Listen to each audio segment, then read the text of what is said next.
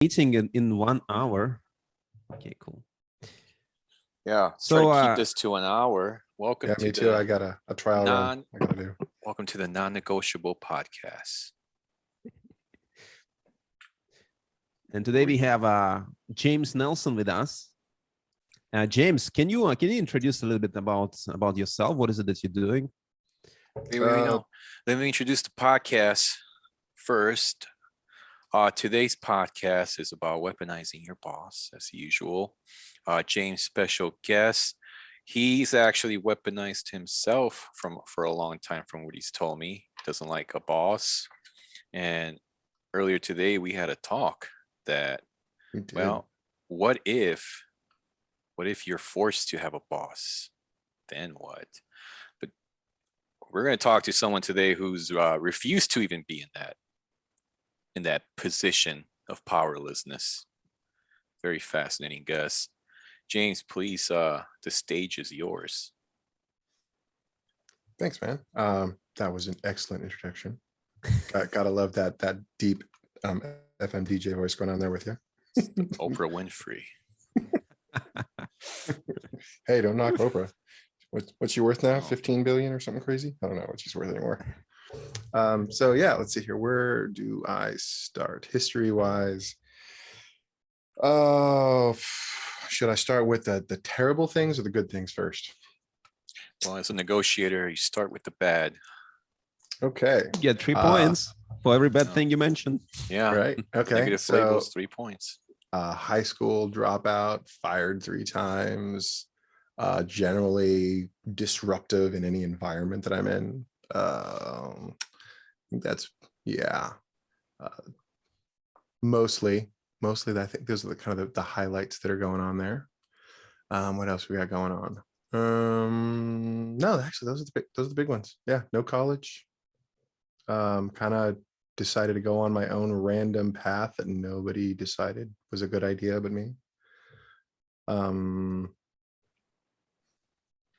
Yeah, those are all the wonderful things that I did when I was growing up. But where did that start, really? I think it started with a conversation with a guy that I knew. He did pretty well for himself. He was a multimillionaire in my town, and he had this amazing family.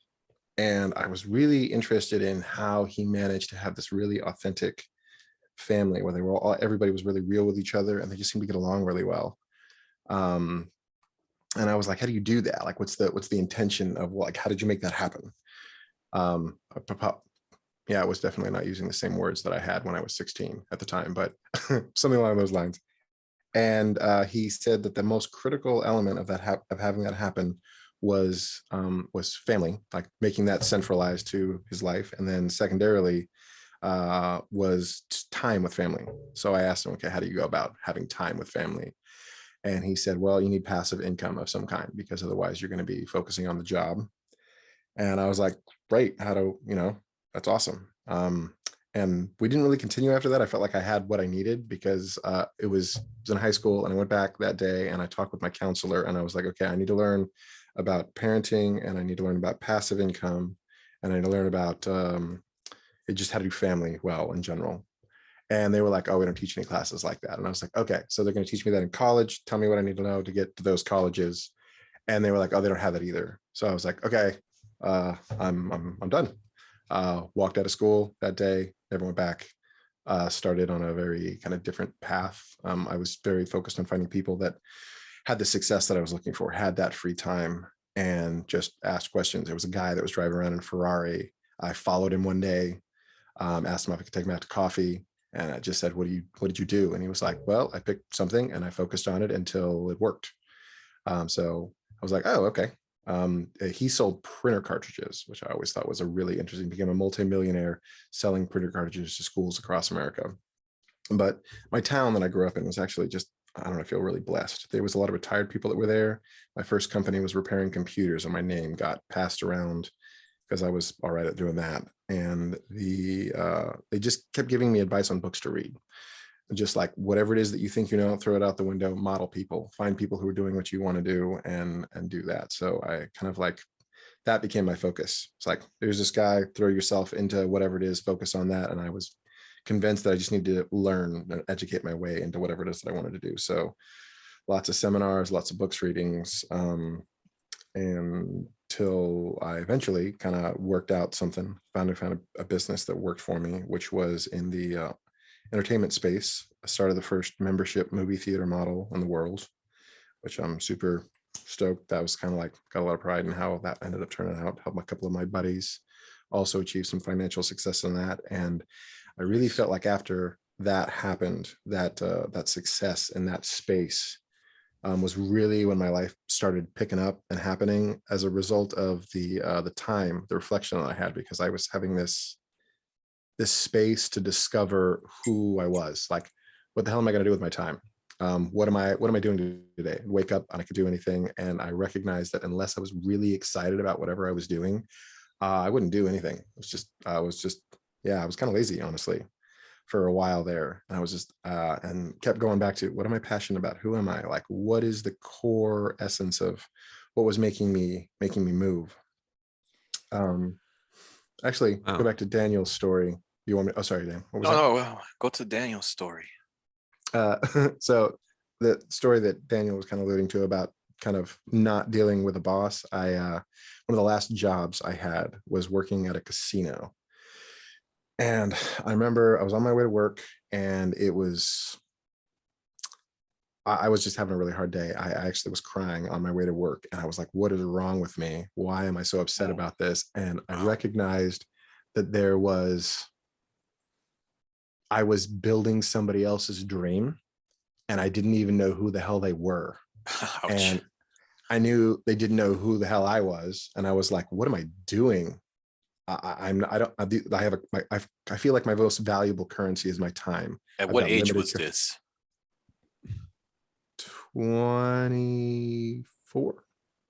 Yeah, 24. Such a young age for that So epiphany. you're 26 now, so that's just a few years ago, huh? Yes, I'm 26 now. Thank you, Eugene. Okay, cool. Well, you Uh, actually said something interesting that before we kind of lose you in all the depth. It seems to me again that it seems like you're a very curious person from the very early age, and you constantly were looking out for something exciting. Otherwise, you'll just get bored out of your mind. And you've done a lot of cool things. Actually, you asked a guy in a posh car for a coffee. That takes balls. I mean, that takes balls to get for what you really want, and be inspired by someone else and actually be actively engaged in finding out what is it that makes them tick.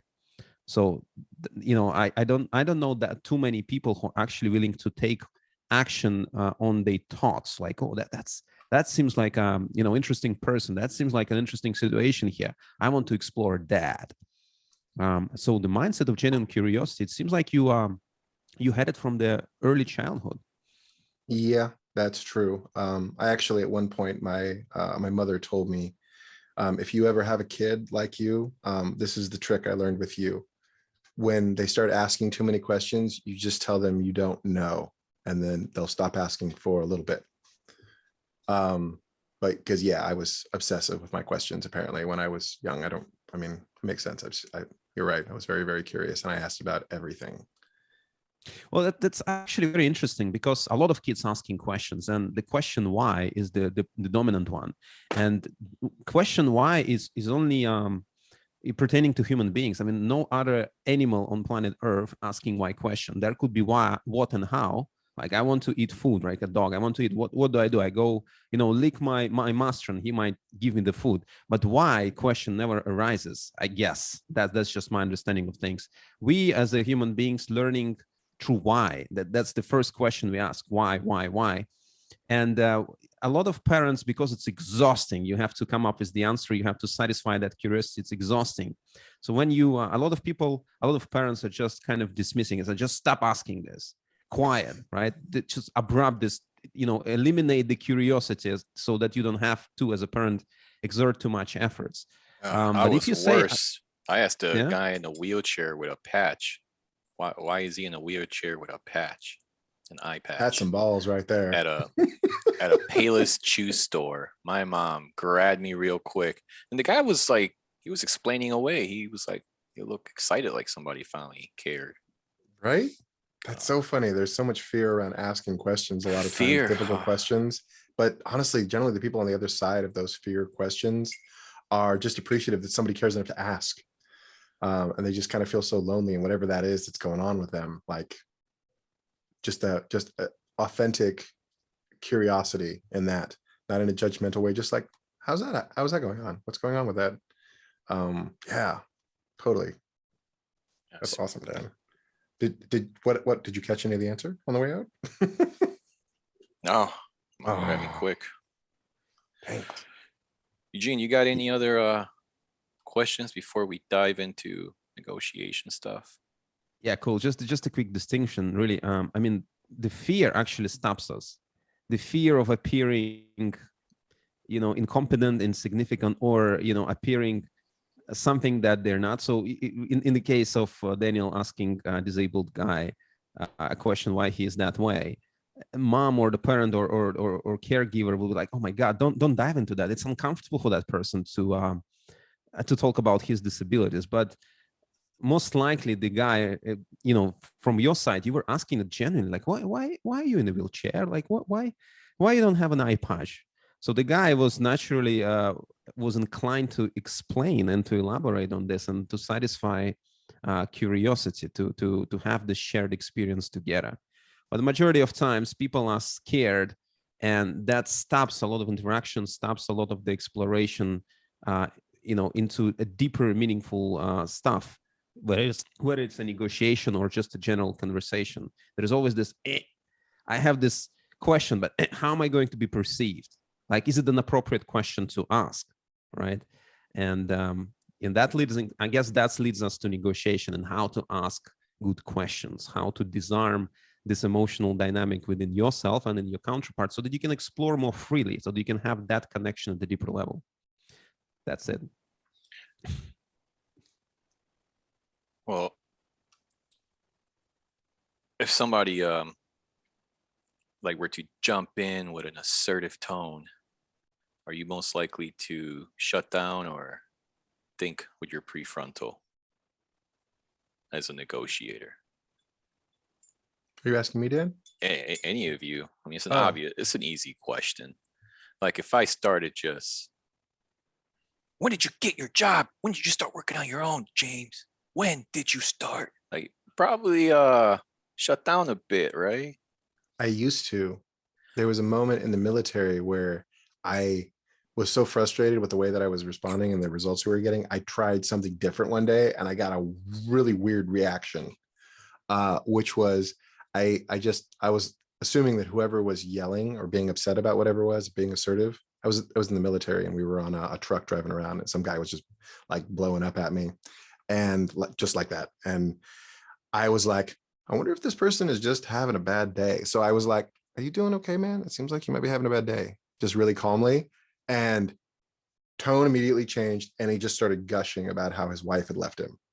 And I was like, okay, maybe. So I started doing it after that. I started assuming pain or struggle behind whatever that assertive tone was and responding to the pain instead of the what was on the surface. And I still found that to be a really powerful tool to disarm that kind of aggressive thing. Sometimes it doesn't work. Like if there's somebody who's like they're super guarded or whatever, but I find that if I can have like a really genuine, authentic, like I care about you tone when I communicating it, there is a possibility of it breaking through there. Especially like if sometimes I got to push a little bit further, like they'll react like, what the hell are you talking about? Be like, sorry, man, you normally don't communicate like this, and it seems like something might be off. And if you needed somebody to talk to, I just want to let you know I was here. But if you want to yell, I understand. Well, would you agree? A lot of people kind of get what they want with that methodology.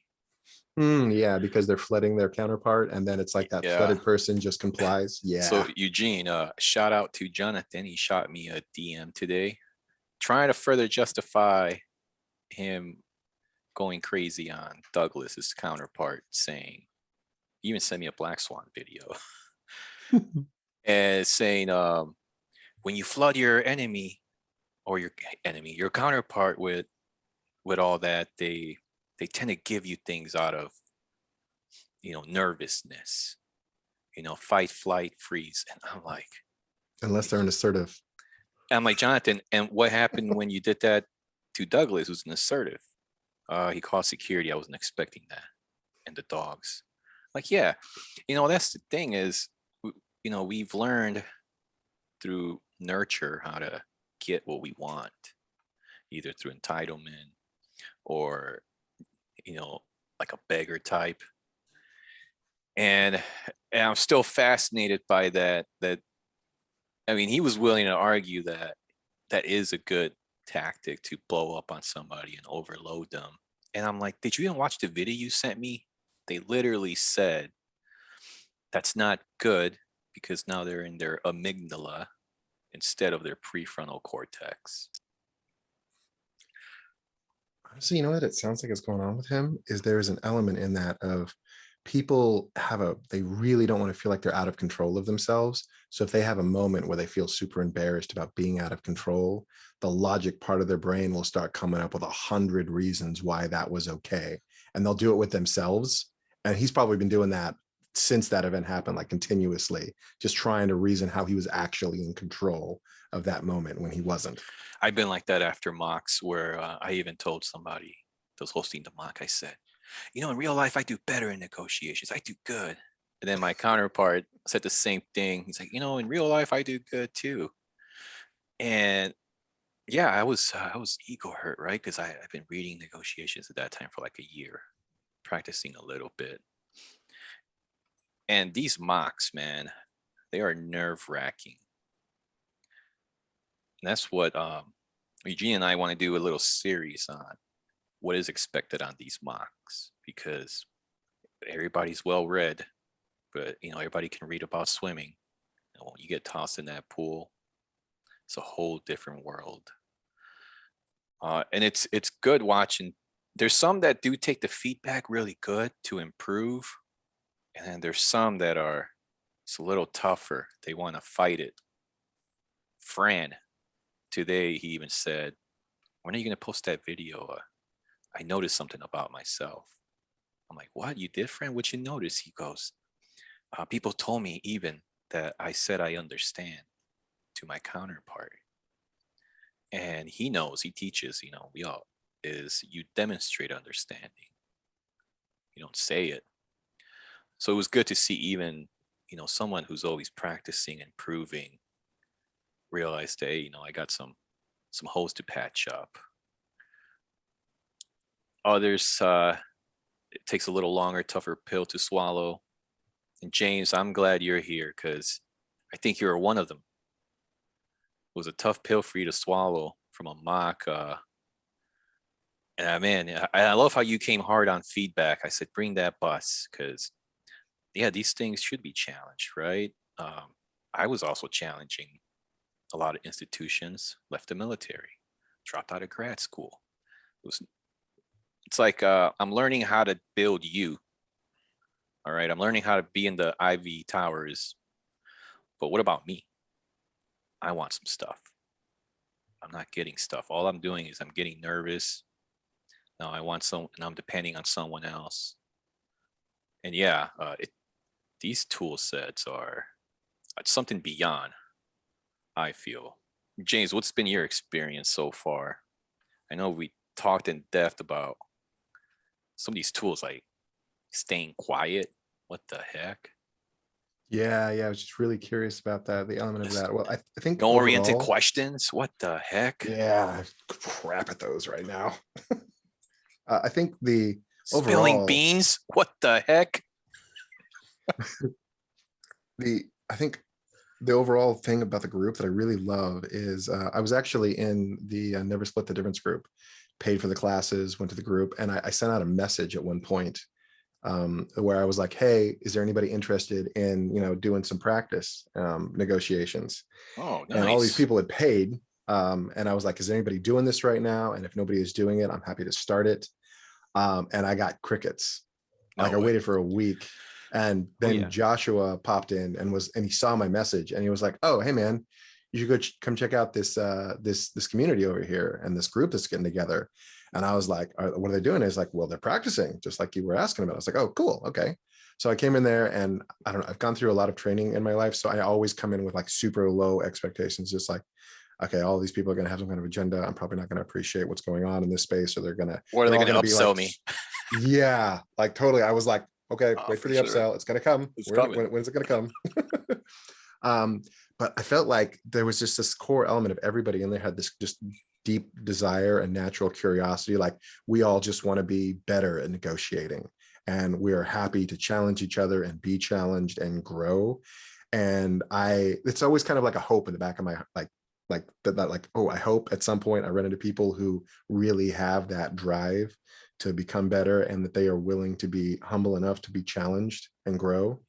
And I was really pleasantly surprised with the group as a whole. And just not only that, but there's that character trait that I feel like is really rare to begin with. And there's just so many of you guys that are in there.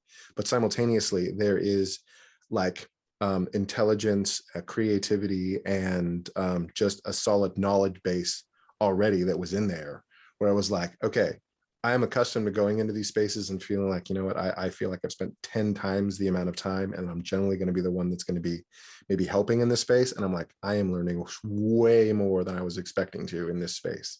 So I love it, dude. It's fantastic. And I really am grateful that you guys are both there. I've been, just the honesty and the community that's there. It's like we can have some honest candor going on and grow quickly in that space. And it's just, I crave that, and I look for it constantly. It's just such a rare occurrence that that's actually happening anywhere, because there's so much fear around, like feeling like, oh, I'm going to be judging this person, they're going to be upset about it, like I'm pushing boundaries or something. And there's a fear of actually being honest, or there's a fear of like, these people don't like me, and then like not willing to grow, like that the current ego is more important than growth. There's a value of ego over growth. And generally those two things are so common that it seldomly happens where we kind of get this super awesome, well, yeah, honestly, this is like one of the most awesome groups I've run into with you guys. I spent about $250,000 on my personal development journey, been in a lot of different groups, mastermind groups, seminars, and I've met occasional people here and there, try to start things like this. And this is just, I feel like it's super awesome. There's an organic nature to it where we all just kind of like fell into this, found each other, and there's just such a focus on it. Anyway, sorry, I'm gushing a little bit. I think you guys are awesome. That was amazing, James. Oh, and great. You touched upon different things. Mock negotiations are hard. They're tough. I mean, we can talk the talk, Absolutely. but once we start doing walk the walk, that's just a whole different ballgame. And it's hard to get on this negotiation rounds and not getting triggered. It feels uncomfortable because when we discussed this too, this is like a public speaking on steroids. Literally, there's like group of people, 10, 15 people looking at you, scrutinizing you every moment that you're in there. Like they picking out the words, the demeanor, the voice, the approach, how you're being perceived. It's just amazing. And, of course, we're talking about negotiations, and negotiation is everything, the conversation that has I want and I can and I need. That's basically a negotiation. But here we go deeper than that. We actually practicing high impact communication, really. It's not only about negotiation, but how are you being perceived? Are you able to get into the collaboration, or you're just going to get what you want because you're so assertive and so bullish, and you're just going to bully people into submission and still get what you want? It's still considered successful negotiation, but it goes beyond that, because you're talking about relationship, you're talking about rapport, you're talking about long-term, consequences of your actions. And these are the things that becoming really, really obvious once you start getting into mock negotiations consistently and get on the training, because then you get to explore different scenarios in different moods. Sometimes you just come, like for me, the time zone, for example, I come late in the night. I'm tired. I got 2 kids to take care of. So when I come to this and I have to go through mock negotiation and this intense scenario, a lot of, subconscious patterns coming out. So what happens then is that you get to dismantle those subconscious patterns and make the, improvement and change while being under duress and under stress because of how you actually coming into this mock negotiations, right? So you're saying there's a plan in this doing it late when you're exhausted. Let's go into this exhausted. Oh, interesting. I did not know that. You guys are both Army guys, right? You know how it goes. I was in the Air Force. I will not admit to being in the Army because Marines. You were in the Marines, Dan? Yeah. Oh yeah. See, Marines perspective, I was in the chair force, and I would have to agree. I definitely was, comparatively speaking, with what they had. You guys are tough. Yeah. I would have been terrified if I'd gone through what you guys went through. I don't think I could look through that. But what's crazy though? Even with 2 tours in combat, when I got here, I had to do a presentation. Man, I had this strain. I even told Gina about it. I had this strain right here. Every time I would have a conversation with a stranger and I wanted something, now I learned that's called commission breath. Like when you want something and they can sense it, and then you get this tension because it's like an elephant in the room and no one's addressing it. So I tried so many things, man. I even tried cabin on weekends, have random conversations. I switched my major from business to communication. Communication is paramount. None of that helped. I would still get the strain. And it was until I learned about accusation audits. Those things you can give any bad feedback. It's like self-humble, and it's been a game changer. A Columbo effect. It removes anxiety and neediness. I think that's the big key right there, is that we see neediness show up in different methods. Today, James, we were chatting, he goes, and I can tell Eli really annoys you. Because I was talking, he interrupted. I'm like, Eli, I was talking, use the dynamic silence. And I'm like, no, James, it's not that he annoys me, it's that I was there and I had a need for attention. So I get where he's coming from. Can I confess to a mislabel in that moment? What's that? Can I confess to a mislabel in that moment? Yeah, go ahead. I knew you weren't actually being annoyed with him. I can definitely, at the heart of you, I feel support. Like I feel like you were trying to support every person in that room, even people who maybe like aren't as committed as like some other people that are in there. Like it really feels like you want to encourage everyone and help everyone. Everybody has do their value, best. Yeah. especially the fresh meat. Yeah.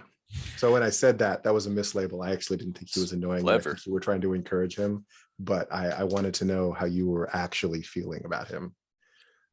So I like him. I just wish he would apply more of what he's learning. Because it's all about, right? Application. Actually, I'm curious a little bit because there is something my daughter and I actually struggle with a little bit too. Are you familiar with ICD, impulse control disorder? There's kind of like a range of it, but like shake the leg syndrome. I got a little bit of that. I don't know about that one. So like there's like a filter that allows us to decide when we're going to speak or not, and when there's a kind of an extreme end of impulse control disorder. Easiest way of putting it is like if you put a guy with ICD or a person with ICD in a situation and there's a button in front of them that says do not touch, they won't even hesitate. They'll just push it and they'll be like, there's just like an impulse to react or to do things. I have that to some extent. My daughter actually does it a lot. Like she will be like, oh, that looks hot, and then burn herself. Like she acknowledges it, and then there's like just an impulse to do whatever that is. So that might be going on at some level. And in some ways, it can be really valuable because one of the biggest difficulties of moving forward is taking action. And somebody who struggles with that impulse, like they struggle with like stopping themselves, generally are better at taking actions than everyone else because they're not thinking about stopping at all. They're just moving. They're moving forward. But they need some direction to make sure whatever they're taking action on is actually a benefit to them. But that can be a strength. It can really be powerful if he leverages that in the right direction. Yeah, I mean, the guy's an opera singer, He's an opera singer? He's really good. And I did not know that. I know with enough time, he's going to really know how to play every instrument in the tool set. So another thing I like about fresh meat is we really get to know if it's working, if it's actually making change. Because, when somebody has a lot of practices, they can be a little jaded. Maybe they're more callous. They give you so much more resistance. But when you go up against someone who hasn't really done mocks and they're a regular person, you really get to, it's like you're really negotiating with a real person. So I'm telling you, negotiating with a negotiator it leads to easy conversation, collaboration. But when your counterpart is a non-negotiator, yeah, you really got to take control. Which leads to the biggest question I hear in every room and cold calling. I even heard it from Fran. Is you weren't matching your counterpart's tone. And James, you know my thought on that by now, right? Eugene, what's your thought on that? Should you, let's say your counterpart is talking really fast and really excited, will you do the same, or would you stick to your baseline? Well, and there are then a couple of go. There are a couple of things there, really. I mean, it's coming down to cognitive load, especially if it's just the beginning of the conversation. You're kind of disjointed, you're not connected, there is no report. So what you're doing, you're learning about each other. And if you're learning, this is the energy present right now, the high energy, like the person is talking very, very fast, and you want to kind of slow it down, you have to meet them at their level first, at least initially. And then what you're able to do, once you connected at that level, you're able to, pull this energy, move it somewhere that you think might be more productive. And you're doing with your tone of voice, you do it with your labels. And I know that Dan is talking about, like, some people would be resisting it and kind of forcing the other person to move it somewhere. From my side, it is not forcing, it is like a water. Like, I have to assume, like the cup, right? If you pour water into a cup, it becomes a cup. If you pour water into a bowl, it becomes a bowl. So in a sense, what I'm doing when I'm negotiating is I'm matching the energy first, and then I'm slowly asking one or two questions or label it in a more calm, peaceful tone of voice to create a different impact. And then they start to shift. They have to, in order to sustain this conversation, they have to accept it. And then, it will change their state of mind too. I mean, here's what happened today. This is true. I was at a gas station. I opened my door and the wind caught it and hit the car next to me. And I get out the car and I'm like, I'm just going to ignore it, pretend nothing happened. Maybe the guy lets it go. Right? So he gets out the car. He's like, hey, you hit my car. Now, you're saying, Eugene, you would kind of match that? Well, that's what I'm saying. I mean, it really depends on the situation. If someone is attacking you. Stranger. It doesn't. Stranger. Never met this guy.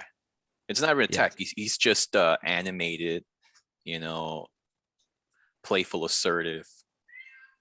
Yeah. So what he's really saying is, you're guilty. You're an asshole. You hit my car on purpose, and you got to pay for it at some level, right? And if you meet this with the aggressiveness in the same aggressive demeanor, you're just going to feed into this feedback loop, and the chances that the conversation is going to blow up are much higher. So what you could do in this case, you could give a couple of labels to disarm the situation, to bring it to the conscious level, and saying, hey man, it may seem like I hit your car on purpose, and you probably, thinking that I'm a piece of asshole right now. You probably want to punch me in the face. You're so angry. And then you let it sit. You let it take hold, and you don't need to say it in an aggressive way. You could say it in a really, calm voice too. So you're not matching. Huh? So you're kind of not matching them. Well, what you're doing, in a sense, you bring it to the conscious level, the emotional dynamic that they're feeling, you bring it into the conscious level, but you have to deliver it in the right way. Like, if you deliver it in an aggressive way, hey man, you're probably thinking I'm an asshole here and I hit your car on by purpose. Haha. It's just going to fuel this dynamic, and it's going to blow up in your face. But you always leading them to where you want to be, that conversation, where you want this dynamic to be, in a way that will enhance collaboration or to resolve the conflict. That's what you have to be thinking in the forefront of your mind. What is it that you want to achieve when engaging in this conversation? Does that make sense? Yeah, that's too much. It's too much, Eugene. I think in the context of what it sounded like you were saying, Eugene, is that at least one of the things is kind of what to Dan's point is that any conversation, if we are having too many thoughts, there's going to be a distraction on the focus. But it sounds like what you're saying, Eugene, is like the context is really important. Like, Of course. there's going to be, we're going to have all of our rules. I mean, that's generally where all of this starts, right? We're going through this training, we're doing these mock negotiations, we're learning N9, but at some level, we, in order to be like, we master the material to forget the material, right? Are you guys familiar with that kind of Yeah. mentality? Even Chris Voss said it himself. He threw all his notebooks away. Yeah, at some point you get to throw them all out, and that there it becomes more of being very present and kind of utilizing our wisdom to make a decision in that moment. Because with some people, like matching tone in that situation might be the appropriate thing to do. Like if the context was different, like let's say the person that gets out of the car is actually a friend or a buddy, and all of a sudden the context is completely different. Yeah, no, because that's not, again, it's a stranger. I didn't say somebody you know and you have rapport with. right. It's a So complete stranger. Would you meet them half in their tone or something? Or oh, when they're being okay. So the yeah. scenario is only in this situation with a stranger would we meet an upset tone with an upset tone? Well, absolutely not. That would never make sense in that situation. But that rule of matching tone is appropriate sometimes, not in that specific situation. But I guess that's the point. Is like if we utilize a rule in all situations, we're kind of missing the value of the information within that rule. It's like in some situations it is valuable. That one, not so much. We get to be present and use wisdom in that moment to recognize matching is not what I need to do in this point. I need to bring some calmness, a sense of calmness, a sense of dynamic silence. Is that a good term to use dynamic Sense silence? of resolution. Yeah. I'm curious if Easier. that's actually a good time.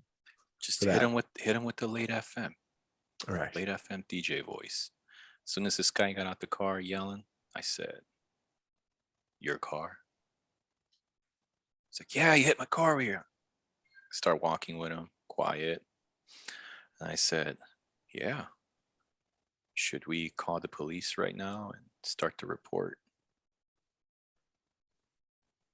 No, look, I'll just take your info. All right. Gave him my number slowly again. I'm still in late FM. He goes in his car. I go to the pump. And yeah, internally, I'm like labeling myself like crazy. Like, oh, yeah, no, you feel stressed. Oh, you're worried. It's going to probably be a $250 copay. Oh, man, this is your second incident at a gas station. Man, why don't you just go over there and offer him 50, $100 like the other times when this happened to me years ago, you know? You just be like, hey, here's $100. Oh, it's all good, right?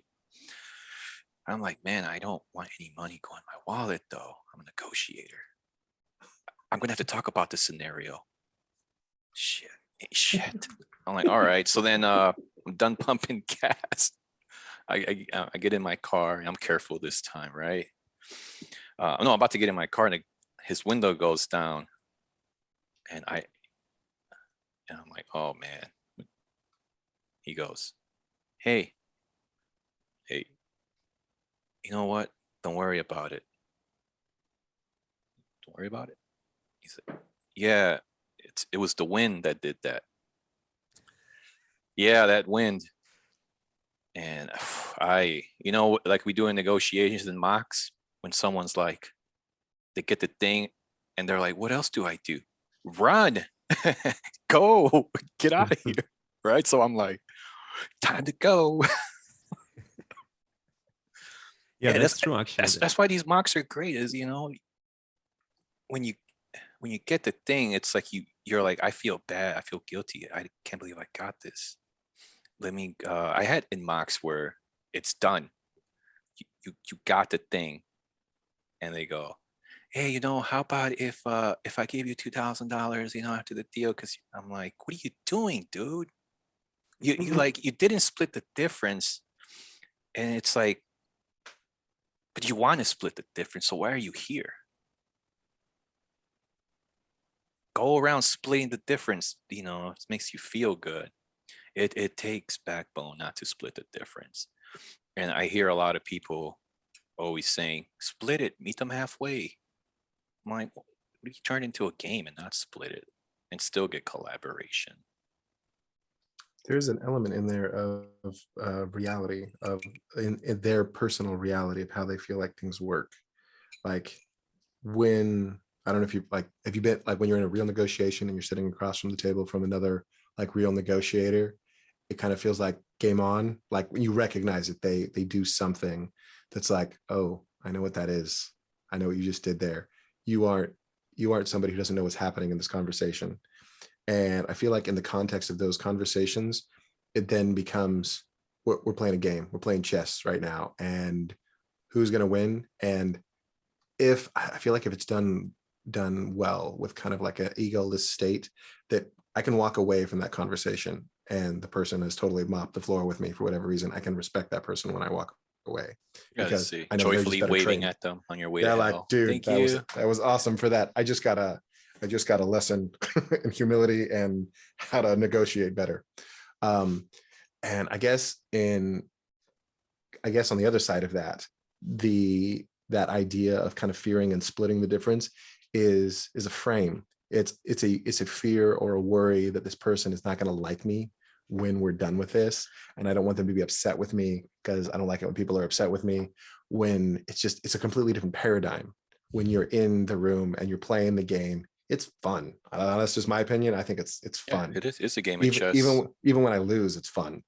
But like if I'm in that mindset of when I'm worried about the other person feeling like they lost, then I feel like we're losing out on an opportunity to help like educate the other person just through who we're being on, hey, there's some joy in life in this space that maybe you've never seen before. And I want to show you what that looks like through how I'm behaving. I'm going to have fun while we're doing this. And even if I walk away with all the chips on the table, I'm going to seem like I'm having a good time and I'm having fun and I'm going to appreciate you for playing the game with me. And if you show any indication like, hey, this person would like to learn more, like, how did you do that? Right. Those are the people we want to connect with. Because if somebody comes across the table after we've won and they're like, that was amazing, I would love to learn from you. Would you have time for coffee sometime? It's the thing. A lot of people are scared to be respected. They rather just be liked. Yeah, I don't get that. I think that might be just a character or personality thing. Some of us appreciate being respected more than being liked. And that's I tell that might just be people, look, ingrained. what's easier? Is it easier to be liked and then respected, or is it easier to be respected than liked?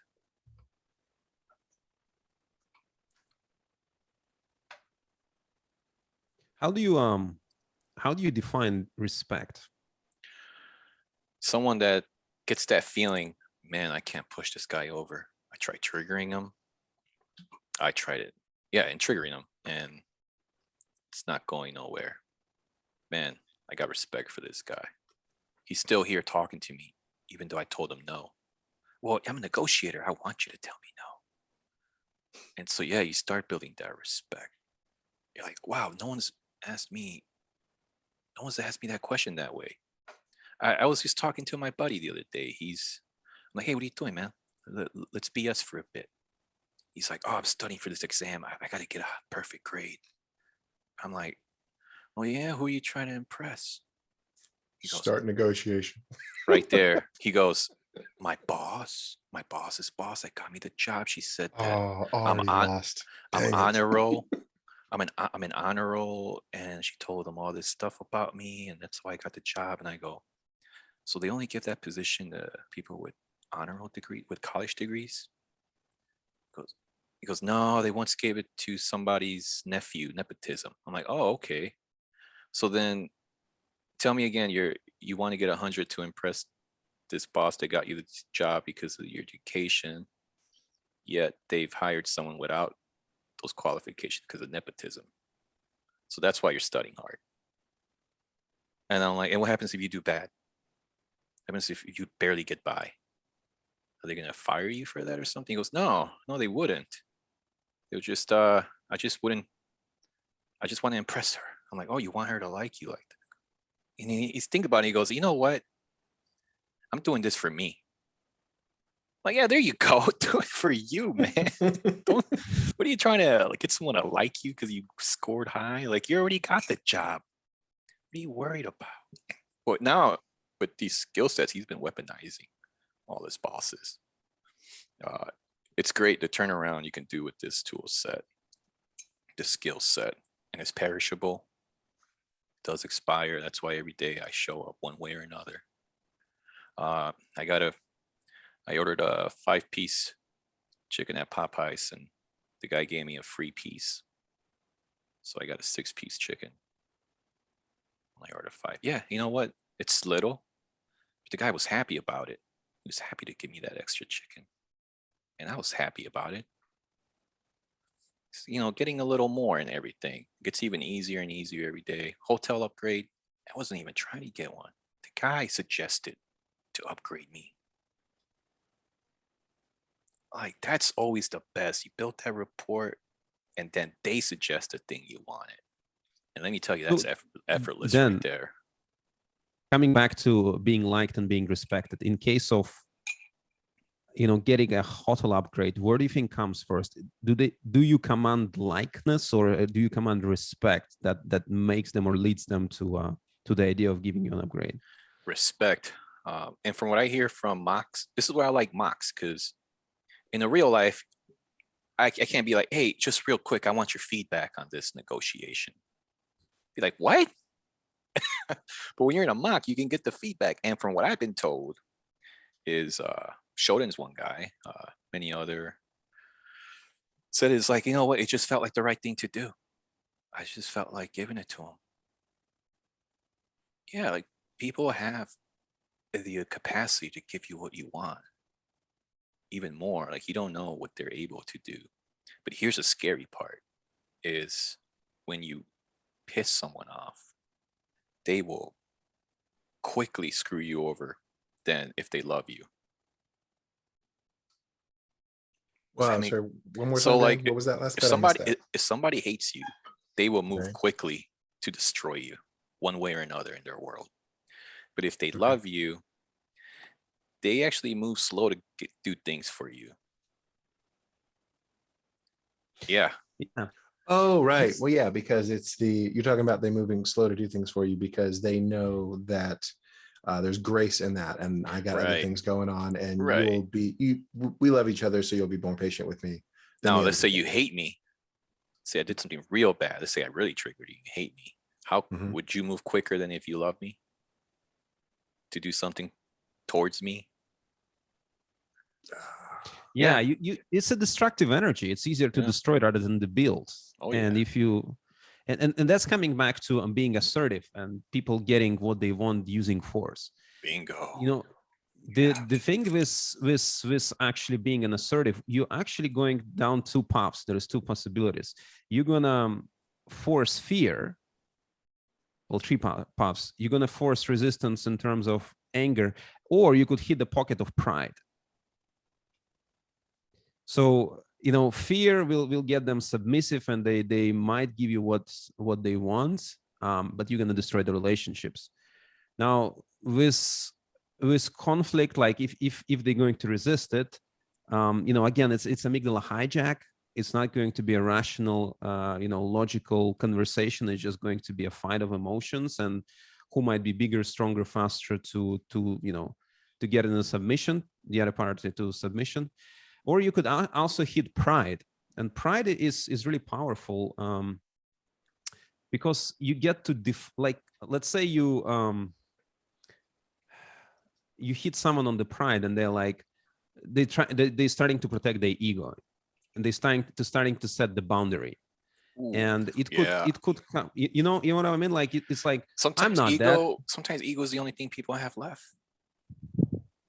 But ego is a protection mechanism. It's really is a defense mechanism to, you know, to safeguard you from whatever they're facing out there. So you're triggering the defensive mechanism. It's not going to get you too far. But you could use this defense mechanism to recruit it, weaponize it, and use it with them, not against them, but with them. Use this energy, protective energy, because it's a source of energy. And if you kind of moving it towards pride and courage and neutrality, that will get you a little bit faster. So you could say like, hey man, even if they angry at you, you could say, man, it seems like you're really passionate. It seems like there's a lot of at stakes here, and you're passionate about getting the best out of the situation. And that redirects the energy towards something more productive rather than destructive.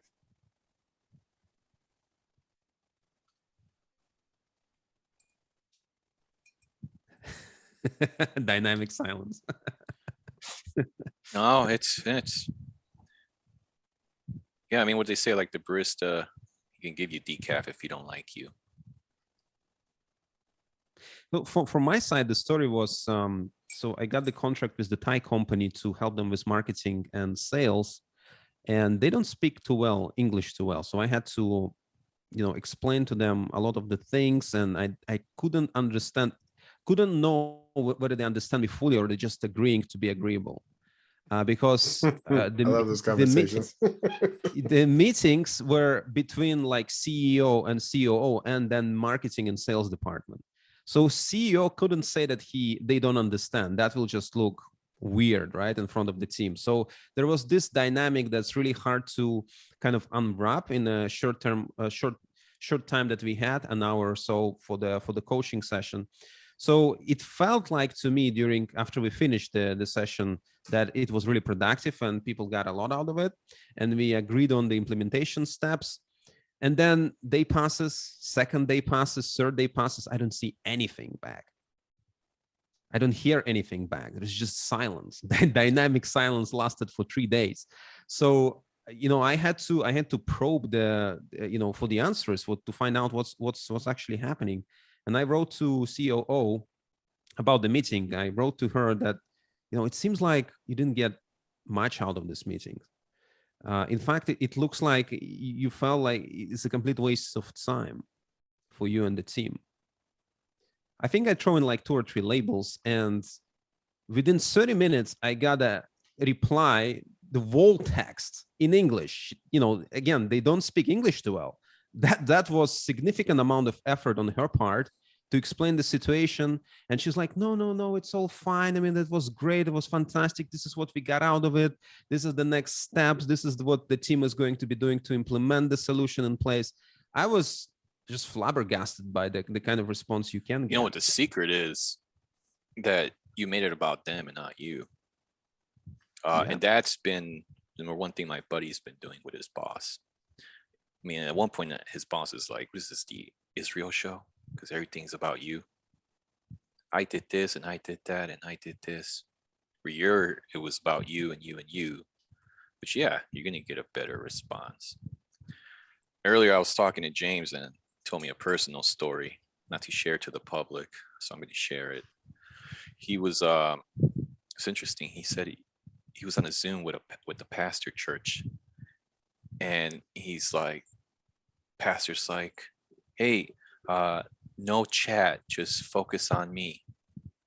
And James is like, "I'm gonna persuade him to allow chat." He goes, "In the last 3 churches I've been at, Pastor, they didn't allow chat, and that's why I left. I want to join somewhere where we can talk with each other and not just, not just the main guy not allowing us to talk the back channel."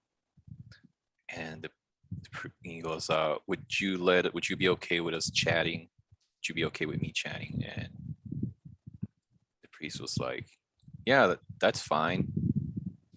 Now, James thought that was a great negotiation, and You got the content right, but the tone was very different. Okay, Eugene, dress it up, put lipstick on that pig.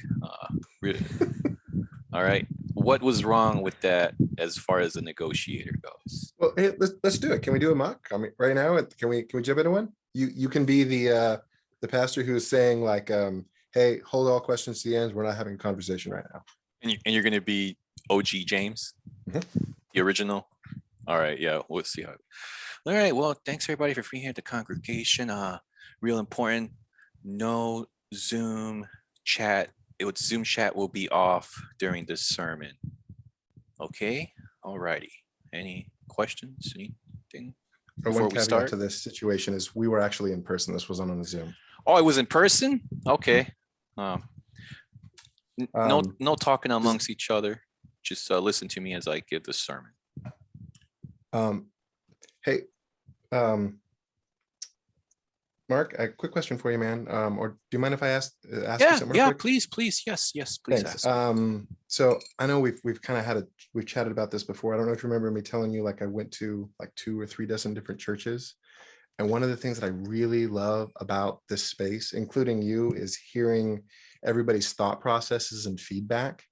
When we do this, is there any way we can have this where we get a chance to hear everybody? I love hearing everybody's perspectives, including yours. Fourth wall break. Didn't you say you mentioned you attended 3 different churches? 3. It was more like 3 dozen. Did you tell them this in the context of that, the specific situation? We had actually had that conversation prior, and I was reminding him of it. So when I was talking with you about it, I was paraphrasing what the actual conversation was. When I was talking with him, I was reminding him of the conversation that we had. We're in a small group together, and I see him every Sunday. We all hang out together, and I was pretty sure he had just forgotten about it. And I was letting him know, like, hey man, one of the reasons why I'm here is because I love hearing your perspective as well as everybody else's. Because everybody in that space, they're similarly authentic and real about their perspectives on things.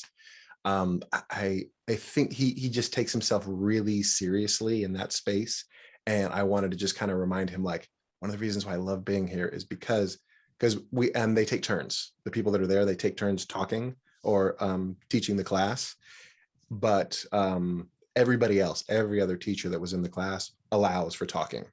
And he was trying to, like, put the kibosh on that because he really wanted to talk the whole time. And I was just reminding him that we all really do appreciate that. And is that okay if we keep doing it that way? So the content was what you said was very true. That's exactly what those were, the content of what I said. But the tone was one in which I was just trying to remind him of, like, this is what we're here for, man. I don't know if you remember that or not. So Eugene's just going to criticize content. We're going to say you had the nicest playful tone ever. Was playful tone, late FM? Playful. It was I generally, when I'm in a situation like that, especially since he was leading, I was going into it with a vulnerable tone, like, dude, I'm sorry that I'm mentioning this right now, but is there a way that we can do this? I really like this. When we do it this way, like, being vulnerable. You said the word "but" after "sorry." Said the word "but" after "sorry." Oh, sorry, but you see what I'm getting to? You see where I'm getting at, right? It's tough. This stuff is so nitpicky. Yeah. Right. Mostly the other it's thing, the tone. Like, the other thing, you guys know that's generally where I focus, is like, what is the tone of this conversation? Where's it's like a symphony. It's a symphony. Tone is, it's a trumpet. Yeah, it's one important instrument.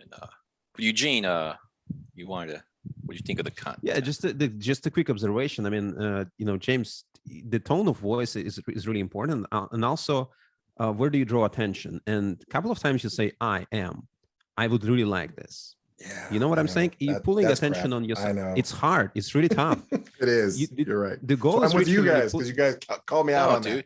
No, I've been called out on worse things, and that's authentic. I'm actually really do appreciate that. If you want, we can give you an AA. Is being awesome at doing all of this stuff, and that doesn't happen without, like, real challenges. James, so I was being totally authentic with that. You're probably going to feel like we're just judging every word that comes out of your mouth. Yes. Is it okay that I like that? I probably think that I get enjoyment out of getting people to tear up. I actually think you do, Dan. I think so too. So Eugene is going to keep, he's giving you some more mock feedback here. So yeah, lots of iMessages. That's great. The but deletes the sorry. Anything before the but gets deleted. What else, Eugene, did you just wanted to kind of to wrap it up. So when you say I like it, I want this, you kind of pulling attention on yourself rather than pulling attention on yourself. The more productive thing to do would be to draw attention on the issue. or on the person, right? It's so taking perspective. And then just exploring the issue rather than, you know, pulling attention on yourself and saying, I want this, I know that would be so great, blah blah blah. You know, you touching on, like, you know, it looks like that might benefit everyone if the opinions and feedback could be shared after agent. Okay, well, help me through this, because there's an element of what you just said that I just kind of like go about, which is they're in a situation like that where I am, if I said something like that, I feel like what I'm doing is I'm using, what is it, social proofing? There's like a term in which I am leveraging the group to get a person to behave in the way that I want them to. Well, jiu-jitsu, judo, what do you think it all is? It's all leveraging their energy. It's all about leveraging your counterparts. Right. Result wise, totally. I totally feel like that would work, but I I feel like that would work. I don't think that will work. Go ahead.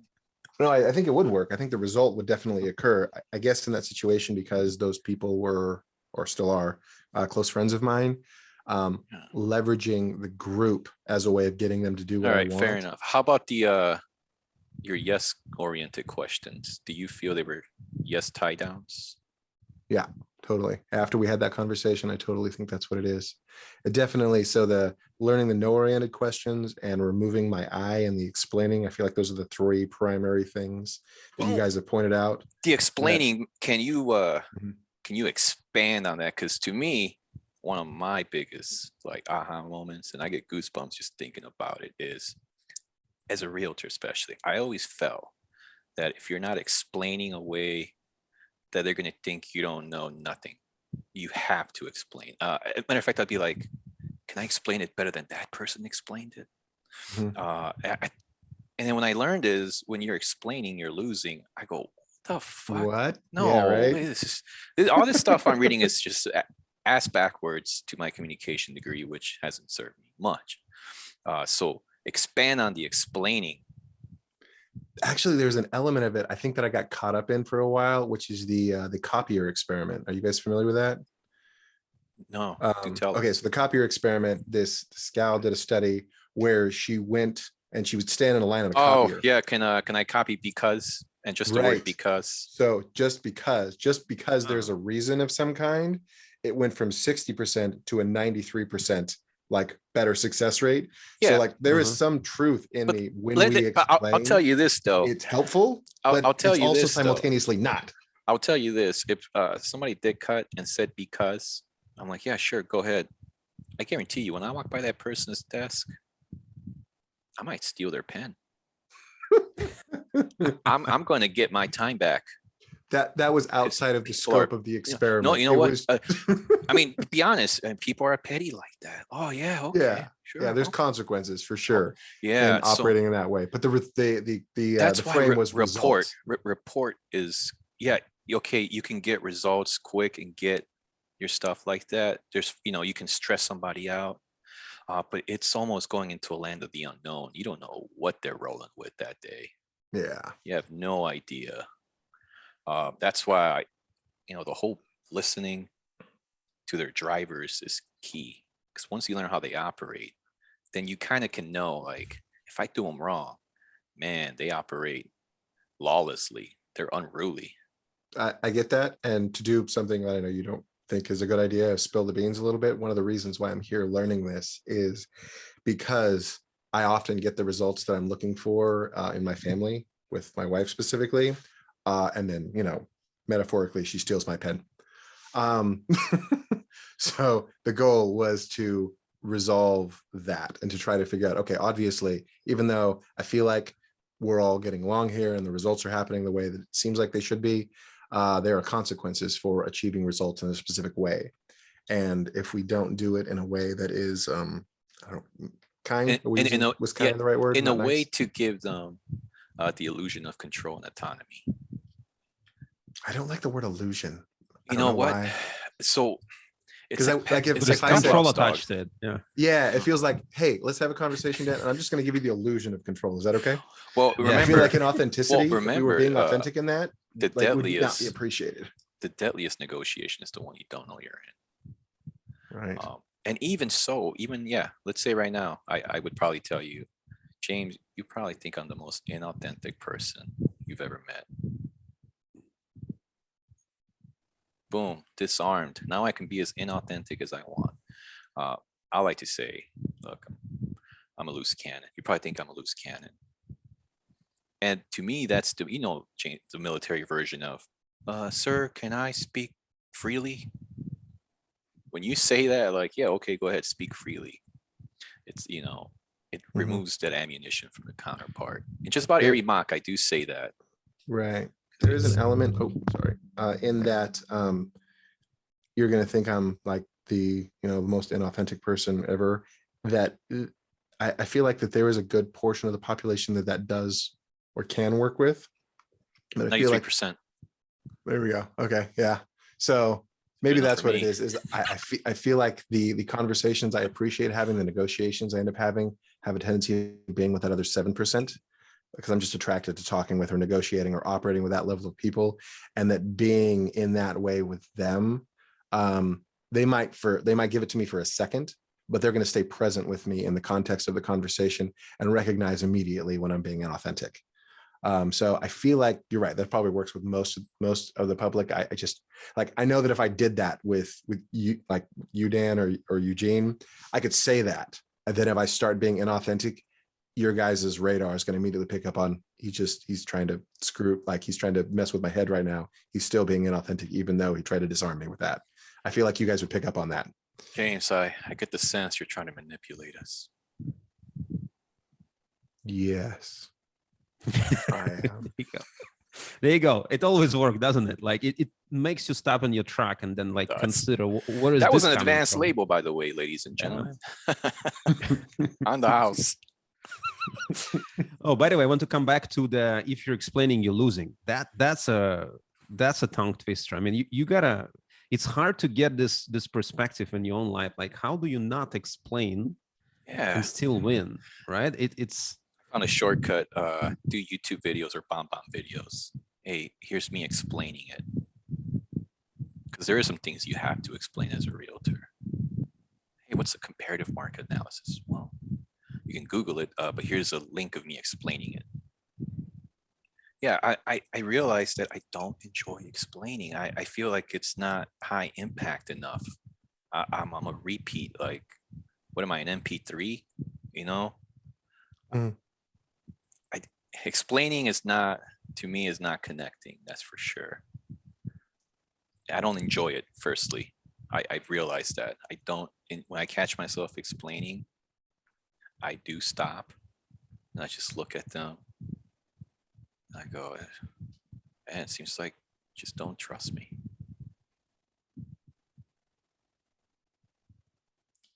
That's it. That's it. Who's not trusting you? Counterpart. Because you're explaining? Because they're making me explain. Dan. Oh. James, please. Can you explain that like in a different way one more time?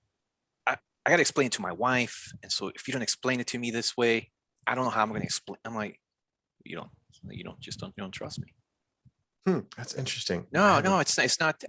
I mean, because I think one of the reasons why I struggle with the explaining is I actually love explaining things. There is it feels like a way of taking something complex and framing words around it so that it suddenly makes sense. And that moment of you got what it is, that's right. When I hear a that's right from somebody, I feel like I've heard them well enough to be able to simplify what they were trying to say, and they get it. And that it's like a word game of can I hear this person? Can I simplify it? Can I express it in a way that it just simply makes sense? That's a summary. Right. That's a summary. And the cool thing about active listening, James, and the thing is, you don't need to explain that much. Like Dan gave an example. Can you explain me about this, but from a different perspective? You could just ask, sure, that's not a problem. Can I ask you, what about my explanation that that didn't make sense? And they're gonna tell you, or they're gonna say they're going to explain it. Yeah, I get that. I don't get any of that. What do you say when they say I don't get any of that? You know what I do? I'm such a jerk. I literally tell people, I'm like, hey, look, I don't know. Go Google it and let's talk later. like, yo, if you don't get it, like, I'm not, go Google it. Well, what I Back was to what me. was driving at is that you get a chance to get emotional drivers if you dive a little bit deeper to saying, can you explain me, about this from different perspectives? What about this, the explanation that you had that didn't make sense? And then they're gonna tell you, well, it didn't make sense, this and that. So why is this You're just important to collecting you? ammo. I'll tell you, You are. when I'm the counterpart in a negotiation, the type of resistance I give to people is, hey, can you explain how you lost your wallet? Wait, so can you explain? And they'll do it. They'll explain. This is why I love fresh meat in mocks. It's because, I'm like, I get to have that kind of fun. And yeah, people get stressed when they're explaining. They're not enjoying it. And then you ask, did you enjoy explaining? No. Well, why were you doing it? Well, because if I don't explain, you're not going to like me. What if you don't like my explanation? Oh, who cares if I don't like? What are you worried about that? Yeah, the cool thing, I mean, the thing about explaining is that now if you are prompted to explain yourself, you're going to have the sense of performance anxiety. Now you have to deliver. Now you have to make sure that you're going to be understood. Are they understanding me? Does it make sense to me? Am I boring them with my explanation? Are they getting it? Like, all of these questions are popping into your mind. There's a dot. Okay. I think I get that. What it sounds like you guys are saying now. So explaining isn't necessarily help, like, because actually when you said it, that's a summary. I feel like that's the intention of when I'm explaining, but it sounded like explaining myself is more of or like that kind of concept of explaining is more of like justifying. Yeah. Yeah. The context of that is justifying. So I don't ever feel like I'm justifying when I'm explaining. I don't feel like I don't feel like I'm justifying anything. We're giving Yeah. instructions. Giving instructions or something that's being asked for. Like I need to understand how this works. Well, or since even you do sometimes summaries, when what is a summary? Summary would be taking the content at the last few minutes and expressing it back in a way, at least for me, how I'm seeing that, expressing it back in a way that the other person says, yeah, you got it. You understood what I said. Well, what two components are critical in the summary?